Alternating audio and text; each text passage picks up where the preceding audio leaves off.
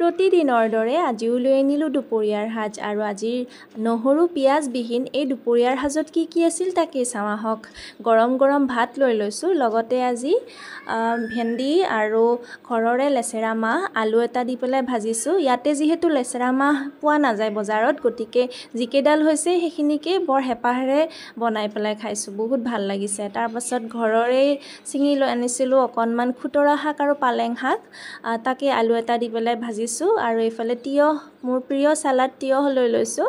তাৰপাছত আজি দালি বনাইছোঁ, দালিত আকৌ কচু দিছোঁ আৰু কচুখিনিও কিন্তু ঘৰৰ নিজৰ বাৰীৰ পৰা ছিঙি আনি খোৱাৰ মজাটো বহুতেই বেলেগ নহয়নে বাৰু। আজি যিমান পাৰোঁ ঘৰৰেই বস্তুখিনি একেলগ কৰি বনাবলৈ চেষ্টা কৰিছোঁ। নহৰু আৰু পিঁয়াজ নোহোৱাকৈও কিন্তু আজিৰ দুপৰীয়াৰ সাজৰ থালিখন সঁচাকৈ ইমানেই বেছি মিঠা হৈছিল, কিয় নাজানো, সঁচাকৈ আজি হয়তো জন্মাষ্টমী উপলক্ষে বনোৱাৰ কাৰণেই নেকি ইমানেই ভাল লাগিছে খাবলৈ। আৰু এনেদৰে মাছ মাংস নোহোৱাকৈও কিন্তু খাবলৈ বৰ ভাল হৈছিল।